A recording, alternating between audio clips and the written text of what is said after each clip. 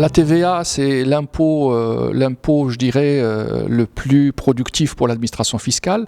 C'est celui aussi qui génère beaucoup de mouvements de trésorerie pour l'entreprise. Sa gestion doit être très très minutieuse parce que les conséquences sont dramatiques. Vous le voyez très bien dans la pénalité que peut avoir une entreprise lorsqu'elle fait des erreurs de TVA. Elle est de 30%, alors que pour les autres impôts, la pénalité est de 15%. Donc sa gestion doit être faite correctement. Il faut profiter des possibilités qu'ouvre l'administration fiscale pour les options justement de remboursement et d'exonération, mais il faut le faire de manière correcte, connaître la loi, connaître la pratique aussi, pour que ça soit fructueux pour l'entreprise.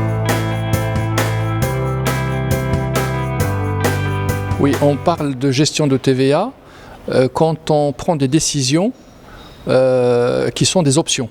Ce sont les décisions de gestion pour la gestion et l'optimisation de la TVA.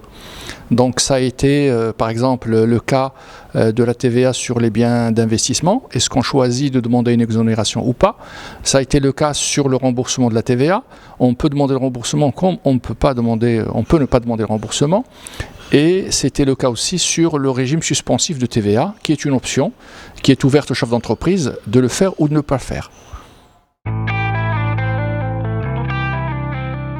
Eh bien, d'abord, il faut connaître la loi. Il faut connaître aussi de manière concrète comment bénéficier de cette exonération de TVA. Et puis, donc en fait, ça fait gagner 20% de trésorerie quand vous faites une demande d'exonération sur les investissements. Quand vous faites une demande de remboursement de TVA, donc vous faites rentrer de l'argent que vous avez payé auparavant au fournisseur. Et puis quand vous êtes en régime suspensif à condition d'être catégorisé fiscalement, eh bien vous gagnez le fait que vous allez être remboursé très rapidement. Et pour le régime suspensif, vous allez avoir vos fournisseurs qui ne vont pas du tout vous facturer la TVA en amont sur les prestations de services et sur la marchandise.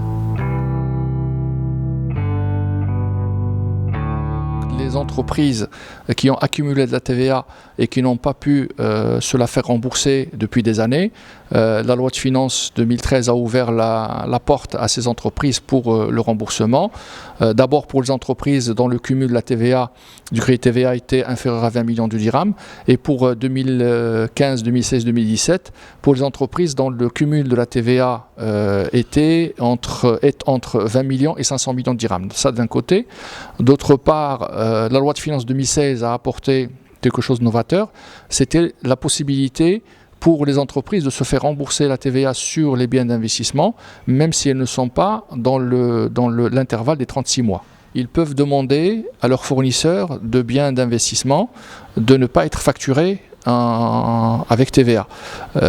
Depuis janvier 2016, pour les factures datant de janvier 2016, l'administration fiscale a ouvert la possibilité de demander en remboursement la TVA facturée par le fournisseur des biens d'investissement qu'on peut demander le mois suivant le trimestre de la déclaration de TVA, et l'administration fiscale s'engage à un remboursement sur 30 jours. Voilà, donc il faut profiter de tous ces dispositifs parce qu'ils sont mis à la disposition de l'investisseur. Il faut juste savoir bien les pratiquer et pour qu'on en bénéficie en toute quiétude et ne pas avoir à regretter si jamais c'est fait de manière hasardeuse. Merci beaucoup.